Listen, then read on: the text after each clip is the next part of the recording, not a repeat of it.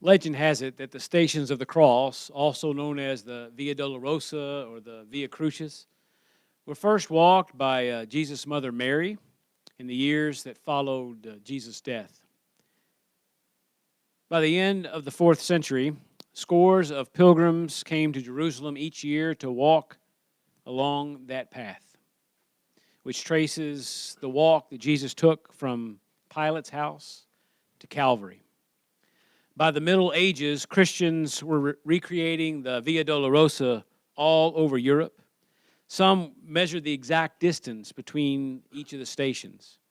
Today, the stations can be found in most Roman Catholic churches, and they are most often walked during Lent, and especially during Holy Week.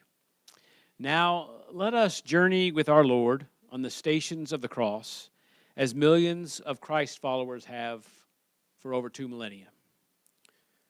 Station 1, Jesus prays in Gethsemane.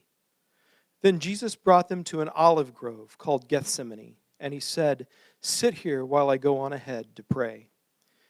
He took Peter and Zebedee's sons, James and John, and he began to be filled with anguish and deep distress. He told them, "My soul is crushed with grief to the point of death. Stay here and watch with me." He went on a little further and fell face down on the ground, praying, "My Father, if it is possible, let this cup of suffering be taken away from me. Yet I want your will, not mine." Then he returned to the disciples and found them asleep. He said to Peter, "Couldn't you stay awake and watch with me even 1 hour? Keep alert and pray. Otherwise, temptation will overpower you. For though the spirit is willing enough, the body is weak." Again he left them and prayed, "My Father, if this cup cannot be taken away until I drink it, your will be done." He returned to them again and found them sleeping, for they just couldn't keep their eyes open. So he went back to pray a third time, saying the same things again. Then he came to the disciples and said, "Still sleeping? Still resting? Look, the time has come. I, the Son of Man, am betrayed into the hands of sinners. Up, let's be going. See, my betrayer is here." Pray that in your moments of crisis, you will be awake to the presence of God.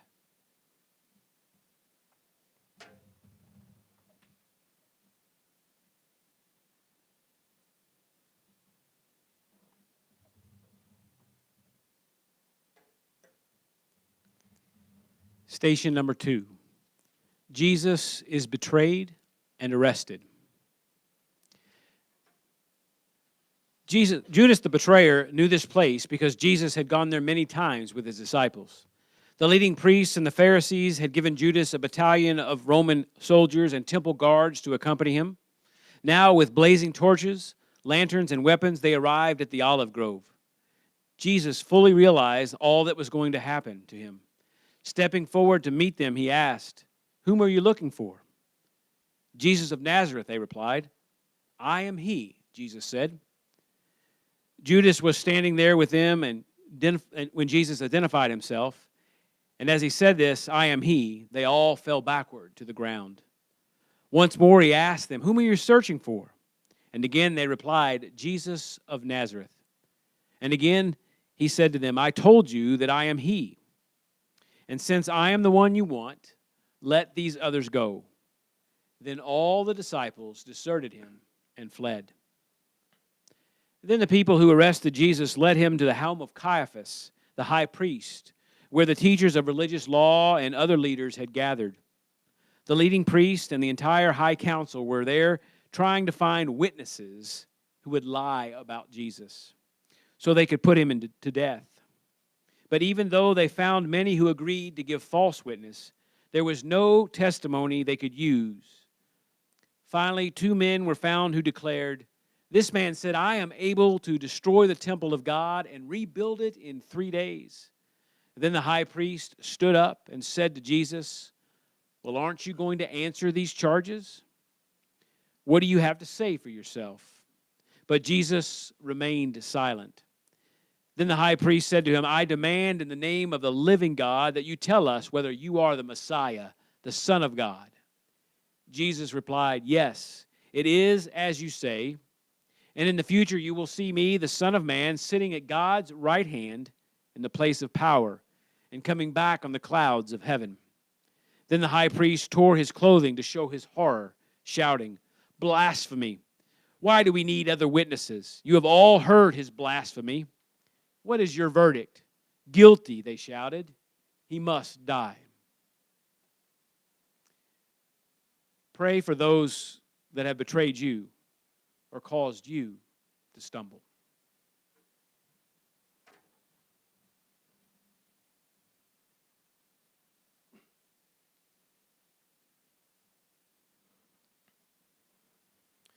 Station 3. Jesus is denied by Peter. Meanwhile, Peter was following far behind and eventually came to the courtyard of the high priest's house. He went in, sat with the guards, and waited to see what was going to happen to Jesus. The guards lit a fire in the courtyard and sat around it, and Peter joined them there. A servant girl noticed him in the firelight and began staring at him. Finally, she said, "This man was one of Jesus' followers." Peter denied it. "Woman," he said, "I don't even know the man." After a while, someone else looked at him and said, "You must be one of them." "No, man, I am not," Peter replied. About an hour later, someone else insisted, "This must be one of Jesus' disciples because he is a Galilean too." But Peter said, "Man, I don't know what you're talking about."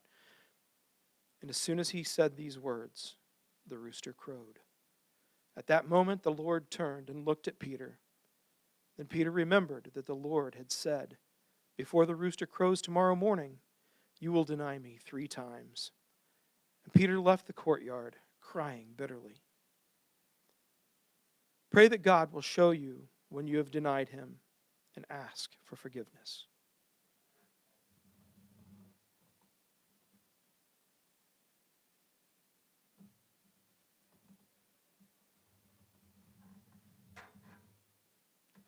Station number 4.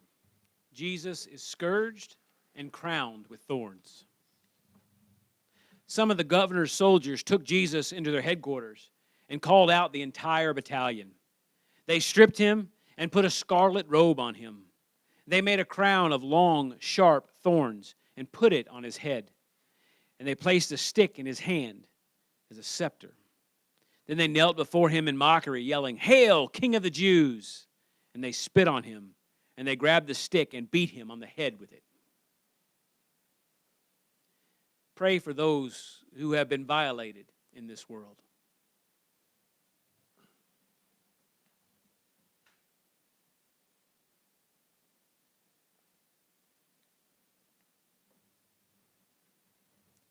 Station 5. Jesus is sentenced to death and takes up his cross. As soon as it was morning, the chief priests held a consultation with the elders and scribes and the whole council.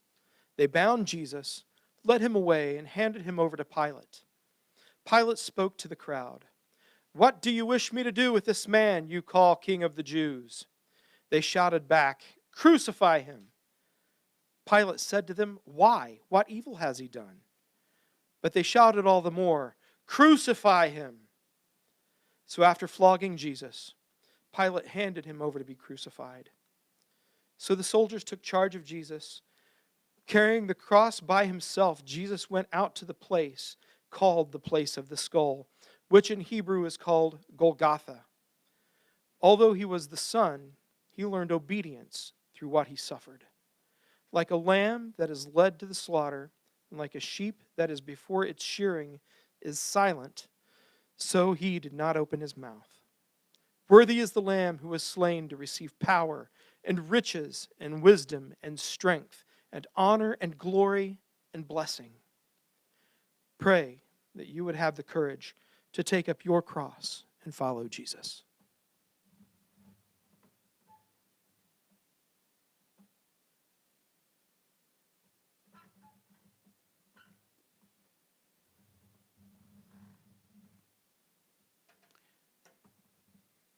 Station number 6. Jesus' cross is laid on Simon of Cyrene. As they led Jesus away, they seized a man, Simon of Cyrene, who was coming from the country, and they laid the cross on him and made him carry it behind Jesus. If any want to become my followers, let them deny themselves and take up their cross and follow me, Jesus had said. Take my yoke upon you and learn from me, for my yoke is easy and my burden is light. Pray for the strength to support others.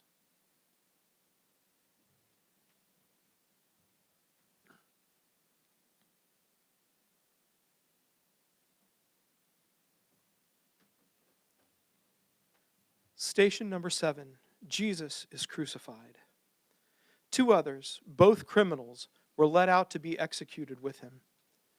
Finally, they came to the place called the Skull.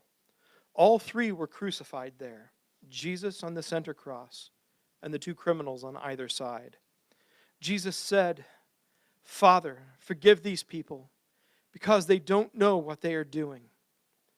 And the soldiers gambled for his clothes by throwing dice. And Pilate posted a sign over him that read, "Jesus of Nazareth, King of the Jews."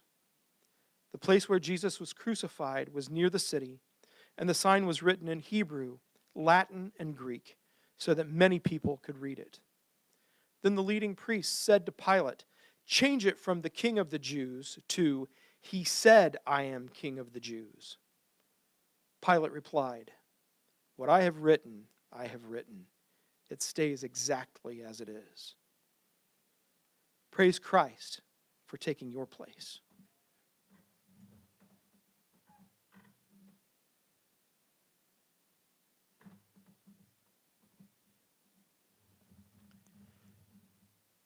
Station number 8.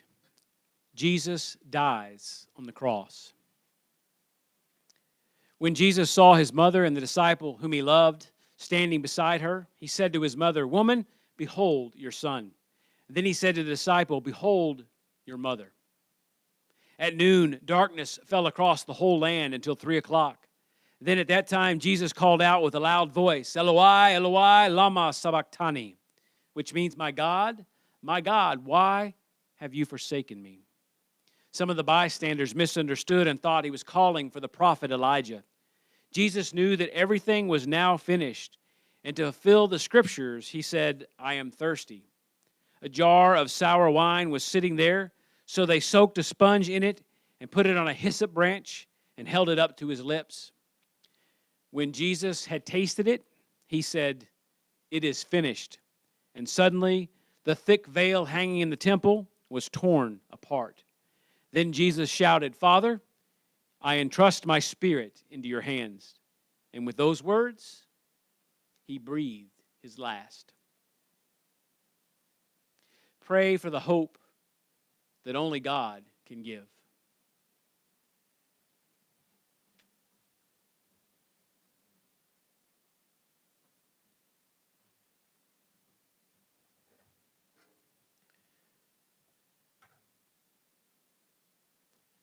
Station number 9. Jesus is laid in the tomb. Afterward, Joseph of Arimathea, who had been a secret disciple of Jesus because he feared the Jewish leaders, asked Pilate for permission to take Jesus' body down. When Pilate gave him permission, he came and took the body away. Nicodemus, the man who had come to Jesus at night, also came, bringing 75 pounds of embalming ointment made from myrrh and aloes. Together they wrapped Jesus' body in a long linen cloth with the spices, as is the Jewish custom of burial. The place of crucifixion was near a garden where there was a new tomb, never used before. And so, because it was the day of preparation before the Passover, and since the tomb was close at hand, they laid Jesus there.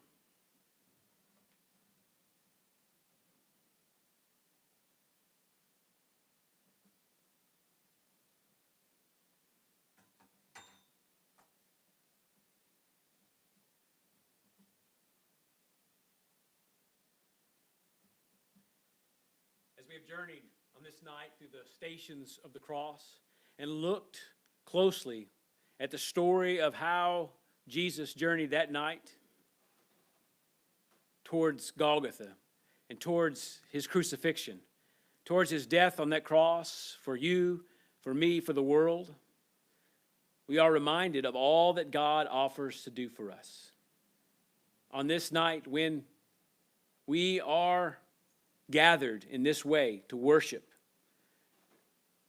remember the light of Christ will never go out. Scriptures tell us that darkness will never put this light out. Tonight we have gone to the cross. The next time we gather, we will gather to see the light rise again in glory. Spend this time in prayer for all that God has done for you and for all that God calls you to be.